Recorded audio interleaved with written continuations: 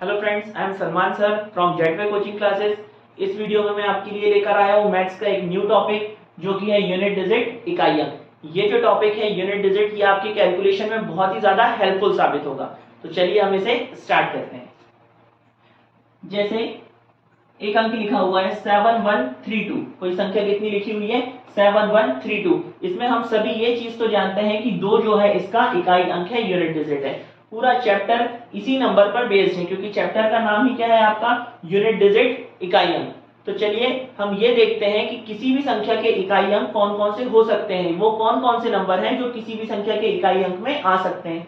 तो हम सभी को पता है 0, 1, 2, 3, 4, 5, 6, 7, 8 और 9 ये वो नंबर्स हैं जो किसी भी संख्या के इकाई अंक में आ सकते हैं। हमारे कैलकुलेशन को इजी करने के लिए हम इन अंकों को 2 पार्ट्स में डिवाइड कर लेते हैं। फर्स्ट कंडीशन रहेगी हमारी नो चेंज वाली कंडीशन और सेकंड कंडीशन रहेगी चेंज वाली कंडीशन। फर्स्ट कंडीशन कौन सी, नो चेंज वाली कंडीशन। सेकंड कौन सी कंडीशन आपकी, चेंज वाली कंडीशन। नो चेंज वाली कंडीशन में जनरली हम उन अंकों को रखेंगे जिनकी पावर कितनी भी चढ़ा दी जाए उनके इकाई अंक में कोई भी परिवर्तन नहीं आता। जैसे 0, 1, 5 और 6। कौन कौन से अंक हो गए, 0, 1, 5 और 6। हमें ये तो पता है कि 0 का मल्टीप्लाई हम किसी भी अंक में करेंगे तो हमेशा हमें इकाई अंक कितना मिलेगा, 0। वैसे ही अगर 1 की पावर कितनी भी चढ़ा दी जाए तो इकाई अंक क्या प्राप्त होगा, 1। अब बचा हमारे पास में 5 और 6। तो 5 की पावर भी कितनी हो हमें इकाई अंक हमेशा 5 प्राप्त होगा और 6 की पावर भी कितनी हो हमें इकाई अंक हमेशा 6 प्राप्त होगा। चलिए इन दोनों को देखते हैं। 5 की पावर 1 की जाए तो हमें इकाई अंक कितना मिलेगा, 5। 5 का स्क्वायर किया जाए तो कितना हो गया, 25। 5 का क्यूब किया जाए तो कितना हो गया, ये 125। इन तीनों ही कंडीशन में आप देखिए कि हमारे पास यूनिट डिजिट इकाई अंक हमेशा क्या प्राप्त हुआ है, 5 प्राप्त हुआ है। जब 5 की पावर 1 थी तब भी इकाई अंक 5 मिला, 5 की पावर 2 थी तब भी इकाई अंक 5 मिला, 5 की पावर 3 थी तब भी हमें इकाई अंक कितना मिला, 5। ऐसे ही हम 5 की पावर चढ़ाते जाएंगे तो हर बार हमें इकाई अंक कितना प्राप्त होगा, 5। अब 6 के लिए देखते हैं। 6 की पावर 1 इकाई अंक 6। 6 का स्क्वायर 36 इकाई अंक 6। 6 का क्यूब 216 इकाई अंक 6। इन तीनों ही कंडीशन में हमें यूनिट डिजिट इकाई अंक क्या प्राप्त हुआ, 6। तो 6 की पावर भी कितनी चढ़ा दी जाए हमेशा हमें इकाई अंक कितना प्राप्त होगा, 6। तो नो चेंज की कैटेगरी में हमने 4 अंकों को रखे हैं, 0, 1, 5 और 6। इन अंकों की पावर कितनी भी चढ़ा दी जाए इनकी यूनिट डिजिट पे, इनके इकाई अंक पे कोई भी परिवर्तन नहीं आएगा। ये दोनों तो आपको पता थे। इन दोनों के लिए एक एक एग्जांपल देखते हैं जिससे आपके सारे भी कॉन्सेप्ट्स क्लियर हो जाएंगे। जैसे हमें क्वेश्चन दिया हुआ है 635 की पावर 636। क्या क्वेश्चन दिया हुआ है, 635 की पावर 636। इसका सिंपल सा मतलब ये है हमें कि 635 को गुणा करते हुए कितने बार लिखना है हमें, डैश डैश करके 636 बार लिखना है। कितने बार लिखना पड़ेगा, 636 बार लिखना पड़ेगा। 635 नंबर दिया हुआ था, पावर कितनी चढ़ी हुई थी, 636। तो 635 into 635 into 635 dash dash dash कितनी बार लिखना पड़ेगा हमको, 636 बार लिखना पड़ेगा। पर एग्जाम हॉल में हम इतना नहीं करते रहेंगे, हमें सिंपल सा कॉन्सेप्ट पता है। ये 63 से हमें कोई मतलब नहीं है। इसका इकाई अंक क्या है हमारे पास में, 5। तो 5 की पावर कितनी भी चढ़ा दी जाए हमेशा यूनिट डिजिट कितना आता है, 5। 5 की पावर कितनी भी चढ़ा दी जाए यूनिट डिजिट कितना मिलेगा, हमेशा 5।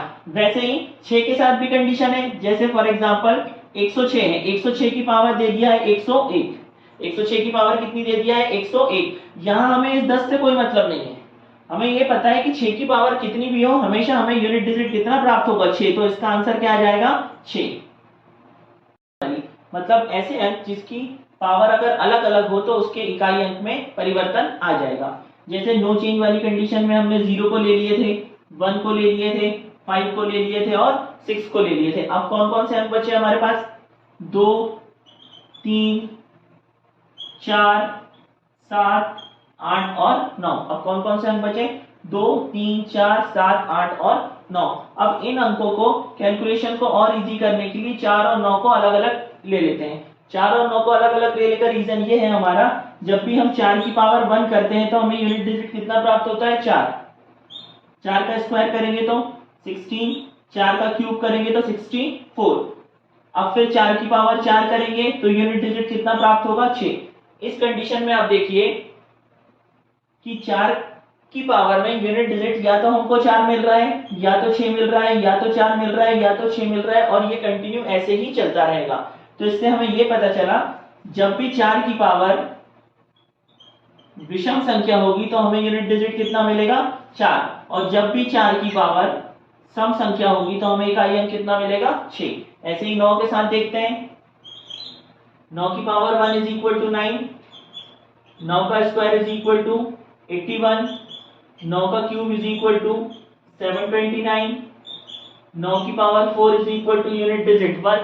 तो ऐसे ही आप देखिए जब 9 की पावर 1 थी तो इकाई अंक कितना मिला 9, 9 की पावर 2 थी तो इकाई अंक 1, 9 की पावर 3 थी तो इकाई अंक 9, 9 की पावर 4 थी तो इकाई अंक 1 मिला। तो इन दोनों ही कंडीशन में देखिए जब भी 9 की पावर विषम संख्या होगी तो इकाई अंक कितना प्राप्त होगा 9, और जब भी 9 की पावर सम संख्या होगी तो हमें इकाई अंक कितना प्राप्त होगा 1। अब हम इसके क्वेश्चन सॉल्व करते हैं, ठीक है। पहला क्वेश्चन दिया हुआ है हमें 12 into 13 into 14 into 15 into 16। Generally क्या होता है यूनिट डिजिट में दो प्रकार के क्वेश्चन पूछे जाते हैं। यूनिट डिजिट में दो प्रकार के क्वेश्चन पूछे जाते हैं। एक वो क्वेश्चन जो बिना घात वाले हो, और एक वो क्वेश्चन जिनके ऊपर घात चढ़ी हो, मतलब पावर वाले क्वेश्चन। यूनिट डिजिट में जनरली दो प्रकार के क्वेश्चन पूछे जाते हैं, एक बिना घात वाले और दूसरा घात वाले। तो फर्स्ट कॉन्सेंट्रेट करते हैं हम बिना घात वाले क्वेश्चंस पे। तो ये सारे जितने भी क्वेश्चंस लिखे हुए हैं सारे कैसे हुए हैं आपके बिना घात वाले क्वेश्चंस लिखे हुए हैं।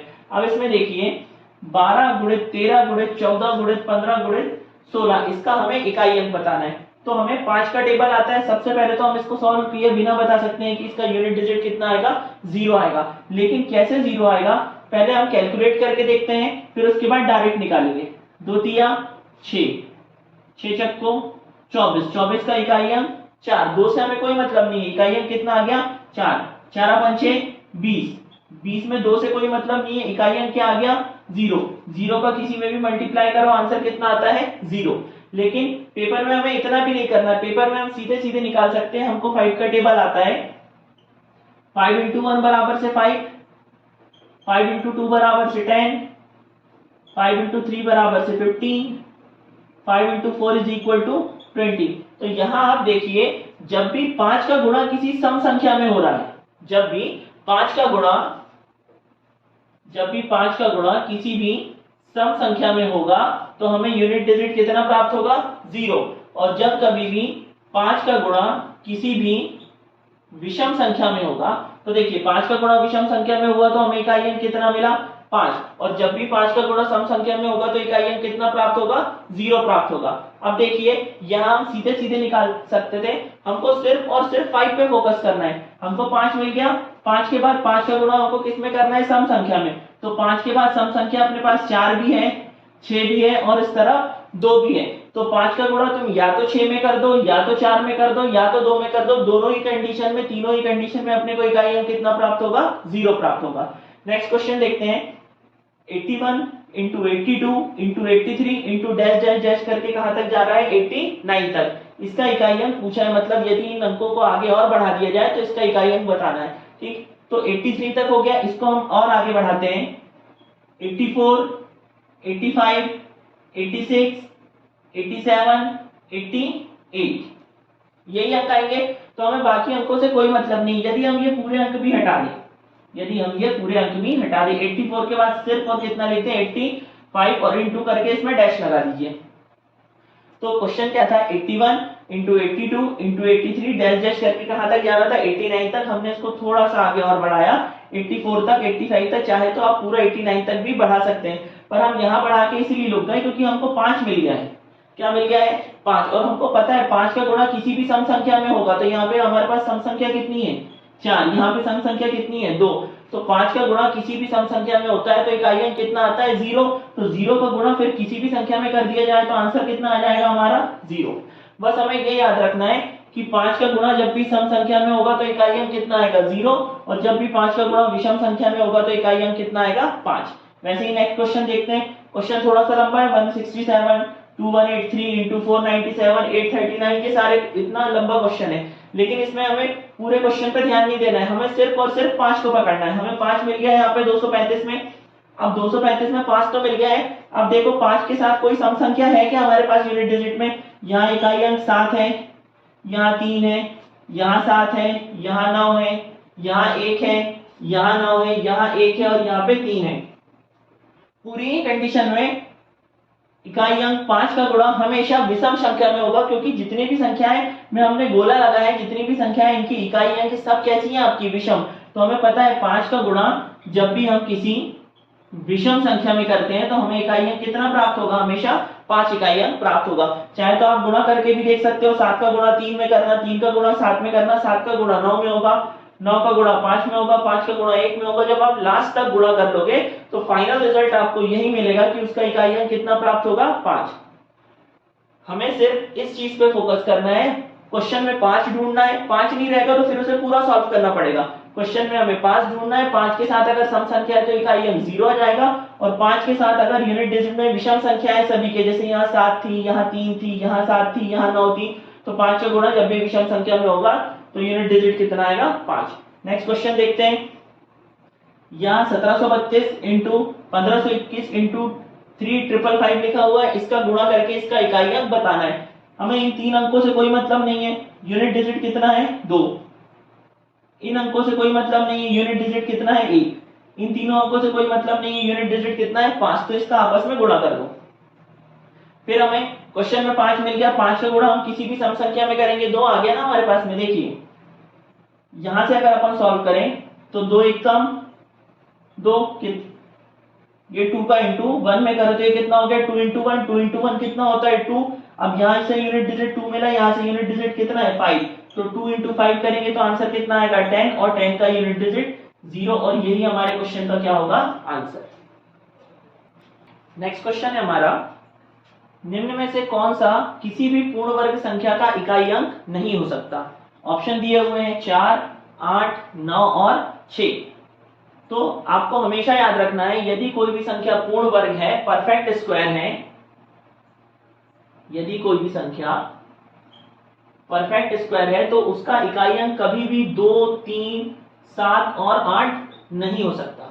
यदि कोई भी संख्या परफेक्ट स्क्वायर है, पूर्ण वर्ग है, तो उसका इकाई अंक कभी भी 2, 3, 7 और 8 नहीं हो सकता। तो ऑप्शन क्या दिया है, कौन सा नहीं हो सकता पूछा है, तो ऑप्शन में 8 है, तो 8 हमारा आंसर हो जाएगा कि 8 इसका यूनिट डिजिट नहीं हो सकता। सेकंड क्वेश्चन देखते हैं। वह छोटी से छोटी पूर्ण वर्ग संख्या ज्ञात करो जो 56, 60, 84 और 96 से पूर्णतः विभाज्य है। बेसिकली ये क्वेश्चन एलसीएम एचसीएफ का है, लेकिन इसको यहां इसलिए लिया गया है क्योंकि ये यूनिट डिजिट के कॉन्सेप्ट पर बेस्ड है। इसके ऑप्शन देखते हैं। इसके ऑप्शन में देखिए यहाँ पे भी डबल जीरो है, यहाँ पे भी डबल जीरो है, यहाँ पे भी डबल जीरो है, यहाँ पे भी डबल जीरो है, तो इस ऑप्शन के हिसाब से हमें आंसर पकड़ में नहीं आ रहा। तो यदि हम ये दोनों जीरो को हटा दें, ये दोनों जीरो को हटा दें, ये दोनों जीरो को हटा दें और ये दोनों जीरो को हटा दें, तो अब हमारे पास यूनिट डिजिट क्या बचेगी? 6, 2, 2 और 8। और अभी हमने देखा है कि यदि कोई संख्या परफेक्ट स्क्वायर है, पूर्ण वर्ग है, तो उसका यूनिट डिजिट कभी भी 2, 3, 7 और 8 नहीं हो सकता। तो 2 भी नहीं हो पाएगा, 2 यहाँ पे भी 2 है, ये भी नहीं हो पाएगा, 8 है यहाँ पे, ये भी नहीं हो पाएगा। तो आंसर क्या आ जाएगा हमारा? 70, 56, 00, ऑप्शन नंबर ए। देखिए इन क्वेश्चंस में हमें पेन नहीं चलाना है। यदि हमारे कॉन्सेप्ट क्लियर होंगे तो हम इसका आंसर डायरेक्ट निकाल सकते हैं। कंपटीशन एग्जाम ये नहीं है कि आपको कितना आता है दिए गए टाइम पीरियड पे 90 मिनट के पेपर में या फिर 120 मिनट के पेपर में आपको कितना आता है, वो कंपटीशन है। यदि आपको सिलेक्शन लेना है तो आपको अपने कॉम्पिटिटर से अच्छा होना पड़ेगा, बेहतर होना पड़ेगा, तभी आप किसी भी कंपटीशन एग्जाम को फाइट कर पाओगे और पेपर निकाल पाओगे। क्वेश्चन हमें दिया हुआ है, प्रथम 111 पूर्ण संख्याओं के योग का इकाई अंक बताना है। ऑप्शन दिए हुए हैं 5, 4, 9 और 6। तो हमें पता है प्रथम 111 पूर्ण संख्याएं क्या होती हैं, तो पूर्ण संख्याएं हमेशा स्टार्ट होगी 0 से। 0, 1, 2, 3, 4, 5, 6 ऐसे डैश डैश करके कहां तक जाना है हमको, कितनी संख्याएं बताना है, 111। ठीक है, तो डैश डैश करके वैल्यू कहां तक जाएगी आपकी, 110 तक जाएगी। 110 तक इसीलिए जाएगी क्योंकि कितने अंक बोला है, कितनी संख्याएं बोला है हमसे, 111 संख्याएं बोला है। जब हमने यहाँ 0 को काउंट कर लिया है तो 0 से जब हम स्टार्ट करेंगे और लास्ट में 110 तक जाएंगे तो टोटल नंबर्स कितने हो जाएंगे, 111। अब इन सभी को जोड़ के उसका यूनिट डिजिट कितना आएगा ये बताना है। इन सभी को जोड़ के उनका जो यूनिट डिजिट आएगा वो हमें बताना है। तो एग्जाम हॉल में हम इन सभी को जोड़ते तो रहेंगे नहीं, इसके लिए सीधा सा फॉर्मूला होता है n+1 अपॉन 2। क्या फॉर्मूला होता है, n+1 अपॉन 2। तो n कितना दिया हुआ है हमें क्वेश्चन में, 110। n कितना दिया हुआ है, 110। क्योंकि 0 का अगर हम किसी भी संख्या में ऐड करेंगे तो उसकी वैल्यू में कोई फर्क नहीं पड़ेगा। 110 n+1 तो 110 + 1 अपॉन 2। 2 से 110 को कैंसिल कर दिए, कितने बार कैंसिल होगा, 55 बार कैंसिल होगा। क्या बचा, 110 और 1 111। तो 55 इंटू 111 करेंगे तो हमें इसका इंटू करने की जरूरत नहीं, हमें सिर्फ और सिर्फ इसका यूनिट डिजिट चाहिए। तो 5 का इंटू जब हम 1 में करेंगे तो यूनिट डिजिट कितना मिलेगा, 5। आई होप कि आपको ये सारे क्वेश्चंस क्लियर होंगे। यदि वीडियो आपके लिए हेल्पफुल साबित हो रही है तो प्लीज चैनल को लाइक, सब्सक्राइब एंड शेयर करना ना भूलें।